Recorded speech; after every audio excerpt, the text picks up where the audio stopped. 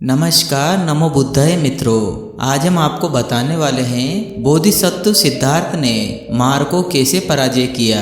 जब बोधिसत्व सिद्धार्थ बोधि वृक्ष के नीचे आसन लगाकर बैठ जाते हैं, उस समय देवपुत्र मार ने सोचा, सिद्धार्थ कुमार मेरे अधिकार से बाहर निकलना चाहता है।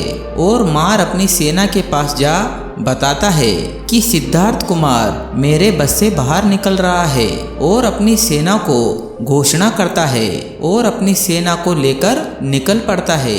मार के जो आगे की सेना होती है वह 12 योजन तक होती है, और दाई और बाई ओर 12-12 योजन तक सेना फैली हुई थी, लेकिन पीछे की ओर चक्रवाल के अंत तक फैली हुई थी और आसमान की ओर 9 योजन तक ऊंची थी।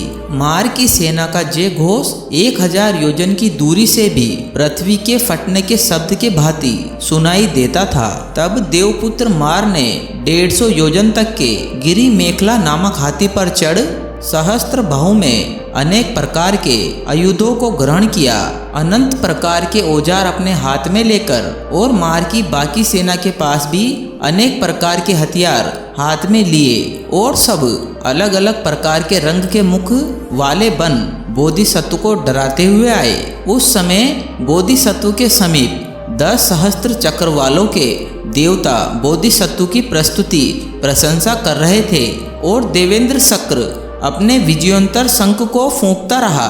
वह शंख 132 हाथ का था। एक बार फूंक देने से 4 महीने तक बजकर निशब्द होता था, और महाकाल नागराजा शेष 2 श्लोकों ध्वनि से गुणगान कर रहा था। महाब्रह्मा श्वेत छत्र लिए खड़ा था, लेकिन मार सेना बोधिसत्व तक पहुँचते पहुँचते देव सेना में से एक भी खड़ा नहीं रह सका। सभी देवता मार के सामने आते ही भाग गए। काला नागराजा पृथ्वी में अंतर्ध्यान होकर 500 योजन वाले मध्य ऋक नाग भवन में जा दोनों हाथों से मुंह को ढककर लेटा रहा। शक्र देवराज इंद्र विजयोत्तर शंख को पीठ पर रखकर चक्रवाल के प्रधान द्वार पर जा खड़ा हुआ, और महाब्रह्मा श्वेत छत्र को चक्रवाल के सिरे पर रख अपने आप ब्रह्मलोक को भाग गया।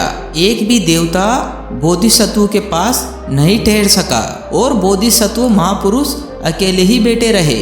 मार ने भी अपने सभी अनुसारों से कहा, तात शुद्धोधन पुत्र सिद्धार्थ के समान कोई दूसरा वीर नहीं है। मार कहता है, हम सामने से इससे युद्ध नहीं कर सकते, इसलिए पीछे से चलकर करेंगे। महापुरुष ने भी सब देवताओं के भाग जाने के कारण तीनों दिशाओं को खाली देखा, और फिर उत्तर दिशा से मार की सेना को आते देखा। यह इतने सारे लोग मेरे अकेले के विरुद्ध इतने प्रयत्नशील है। बोधिसत्व के पास यहाँ माता पिता भाई या दूसरा कोई संबंधी नहीं है। उस समय बोधिसत्व पूर्व में की गई 10 पारमिताओं को ही ढाल को सहस्त्र बनाकर सोचा, मुझे ये सेना समूह ध्वस्त करनी होगी। यह सोच 10 पारमिताओं का स्मरण करते हुए बैठे रहे। तब मार देवपुत्र सिद्धार्थ को भगाने की इच्छा से आंधी उत्पन्न की। तत्काल कुज्जण पूर्व पश्चिम से जजावट उठकर अर्ध योजन 2 योजन 3 योजन तक के पर्वत शिखरों को उखाड़ती, वृक्षों को उन्मूलन करती, चारों ओर गांव नगरों को चूर्ण विचूर्ण करती आगे बढ़ी। किंतु महापुरुष के पुण्य के तेज से उनकी प्रचंडता बोधिसत्व के पास पहुँचते पहुँचते इतनी निर्मल हो गई कि बोधिसत्व की चीवर का कोना भी ना हिला सकी। इसके बाद मार ने बोधिसत्व को पानी में डुबोने की इच्छा से उसने भयंकर महावर्षा शुरू की। मार के दिव्य बल से ऊपर 100 फिर 1000 तहों वाले बादल बरसने लगे। वर्षाओं की धाराओं के जोर से पृथ्वी में छेद पड़ गए। वन वृक्षों की ऊपरी चोटियों तक बाढ़ आ गई, तो भी वह बोधि महासत्व के चीवर को ओस के बूंद के समान भी ना भिगो सकी। उसके बाद मार ने पत्थरों की वर्षा की। बड़े बड़े धुआंधार जलते दहकते पर्वत शिखर आकाश मार्ग से आए, लेकिन बोधिसत्व के पास पहुंचकर दिव्य पुष्पों के गुच्छे बन गए। उसके बाद मार ने आयुधा वर्षा आरंभ की। एक धार विधार 80 तलवार शक्ति तीर आदि प्रज्वलित आयुधा आकाश मार्ग से आने लगे, लेकिन वह भी बोधिसत्व के पास पहुंचकर दिव्य पुष्प बन गए। उसके बाद मार ने अंगारों की वर्षा की। लाल लाल रंग के अंगारे आकाश से बरसने लगे, लेकिन वह बोधिसत्व के पैरों पर वह दिव्य फूल बनकर बिखर गए। उसके बाद मार ने राख की वर्षा की। अत्यंत उष्ण अग्निचूर्ण आकाश से बरसने लगा, लेकिन वह भी बोधिसत्व के चरणों पर वह भी चंदन चूर्ण बनकर गिर पड़ा। इसके बाद मार ने रेत की वर्षा की। धुंधुआती प्रज्वलित अति सूक्ष्म बालू का आकाश से बरसने लगी, लेकिन वह भी बोधिसत्व के चरणों में दिव्य पुष्प बनकर गिर पड़ी। इसके बाद मार ने बोधिसत्व के ऊपर कीचड़ की वर्षा की। धुंधुआता प्रज्वलित कीचड़ आकाश से बरसने लगा, लेकिन वह भी बोधिसत्व के पैरों पर वह भी दिव्य लेप बन गिर पड़ा। इसके बाद मार देवपुत्र ने बोधिसत्व को भगाने की इच्छा से अंधकार किया। वह अंधकार चारों तरह से घनघोर अंधकार था। वह भी बोधिसत्व के पास पहुंचकर सूर्य प्रभा से विनिष्ट अंधकार के भांति अंतर्ध्यान हो गया। इस प्रकार मार ने जलवायु, वर्षा, पत्थर, शिला, पाषाण, हथियार, धधकती राख, बालू, कीचड़, अंधकार की वर्षा से भी मार बोधिसत्व को ना भगा सका। इसके बाद अपनी परिषद सेना से बोला, भंडे क्या खड़े हो, इस कुमार को पकड़ो, मारो, भगाओ। और इस प्रकार परिषद को आज्ञा देकर अपने आप गिरी मेखला हाथी के कंधे पर बैठ अपने चक्र को ले बोधिसत्व के पास पहुंचकर बोला, सिद्धार्थ कुमार, इस आसन से उठ, ये आसन तेरे लिए नहीं है। महासत्व ने उसके वचन को सुनकर कहा, मार, तूने ना 10 पारमिताएं पूरी की, ना उपपारमिताएं पूरी की, ना परामार्थ पारमिताएं पूरी की, ना ही तूने पंच महात्याग किए, ना तूने जाति हित ना लोकहित का काम किया, ना ज्ञान का आचरण किया। ये आसन तेरे लिए नहीं है, मेरे लिए है। उस समय मार अपने क्रोध और वेग को रोक ना सका और उसने महासत्व पर अपना चक्र चलाया और महापुरुष ने अपनी 10 पारमिताओं का स्मरण किया और वह चक्र बोधिसत्व के ऊपर आयुधा फूलों का चंदवा बन ठहर गया।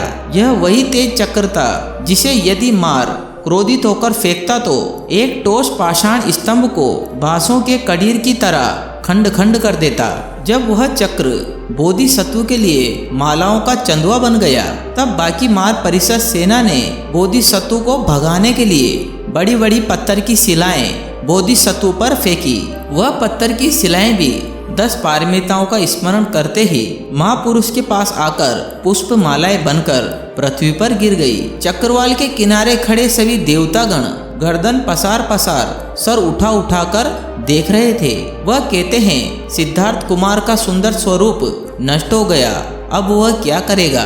पारमिताओं को पूरा करने वाले बोधिसत्व के बुद्धत्व प्राप्ति के दिन जो आसन प्राप्त होता है वह मेरे लिए ही है। कहने वाले मार से कहा, बोधिसत्व ने पूछा, मार, तेरे दान का कोई साक्षी है। मार ने और मार की सेना ने और हाथ पसार कर कहा, इतने जने साक्षी हैं। इतना कहकर मार परिषद की सेना ने जोर जोर से शब्द किया। वह शब्द पृथ्वी के फटने के शब्दों के समान था। तब मार ने महापुरुष से पूछा, सिद्धार्थ, तूने दान दिया है, इसका कोई साक्षी है।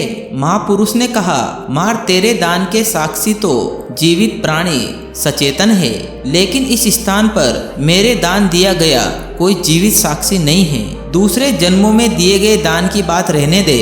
वेशांतर जन्म के समय मेरे द्वारा 7 सप्ताह दिए गए दान की यह अचेतन टोस महापृथ्वी साक्षणी है। और फिर बोधिसत्व ने चीवर के भीतर से दाहिने हाथ को निकाल वेशांतर जन्म के समय मेरे द्वारा 7 सप्ताह तक दिए गए दान की तू साक्षणी है या नहीं, कहकर बोधिसत्व ने महापृथ्वी की ओर हाथ लटकाया। महापृथ्वी ने कहा, मैं तेरे द्वारा दिए गए दान की साक्षणी हूँ। इस प्रकार वाणी से, सहस्त्र वाणी से, लाख वाणी से मार बल को तितर बितर करते हुए महापृथ्वी ने कहा, महानांद किया। तब मार ने सिद्धार्थ से कहा, तूने महादान दिया है, उत्तम दान दिया है। मार ने बोधिसत्व से कहा, बोधिसत्व के वेशांतर के दान का विचार करते करते 150 योजन के शरीर वाले गिरी मेखला हाथी ने दोनों घुटने टेक दिए और मार की सेना दिशाओं से विदिशाओं की ओर भाग निकली। एक मार्ग से 2 जनों का जाना नहीं हुआ। वह सिर के आभरण तथा पहने वस्त्रों को छोड़कर जिधर मुंह समाया उधर ही भाग निकले। देवगणों ने भागती हुई मार सेना को देखा और सोचा मार पराजय हुआ, सिद्धार्थ कुमार विजयी हुए, आओ हम चलकर विजयी पूजा करें। फिर नागों ने नागों को, गरुड़ों ने गरुड़ों को, देवताओं ने देवताओं को, ब्रह्माओं ने ब्रह्माओं को संदेश भेजा और हाथ में गंधमाला ले और महापुरुष के पास बोधि आसन के पास पहुँचे। इस प्रकार उन्होंने वहां पहुंचकर उस समय प्रमोदित हो नागगण ने ये श्रीमान बुद्ध की जय हुई, पापी मार पराजय हुआ कहकर बोधि मंड में स्थित चित्त बुद्ध की विजय उद्घोषित की। उस समय प्रसन्न गरुड़ों ने जय श्रीमान बुद्ध की जय हुई, पापी मार पराजित हुआ कहकर बोधि मंड में स्थित चित्त बुद्ध की विजय उद्घोषित की। उस समय आनंदित देवगणों ने जय श्रीमान बुद्ध की जय हुई, पापी मार पराजित हुआ कहकर बोधि मंड में स्थित चित्त बुद्ध की विजय उद्घोषित की। उस समय आनंदित हो ब्रह्माओं ने जय श्रीमान बुद्ध की जय हुई, पापी मार पराजित हुआ कहकर बोधि मंड में स्थित चित्त बुद्ध की विजय उद्घोषित की। शेष 10,000 चक्र वालों के देवता माला गंध विलोपन से पूजा कर नाना प्रकार की प्रस्तुतियां करने लगे। तो मित्रों, आज हमने जाना बोधिसत्व सिद्धार्थ ने मार को कैसे पराजय करके बुद्ध पद को प्राप्त किया। नमो बुद्धाय। आप सभी का जीवन मंगलमय हो।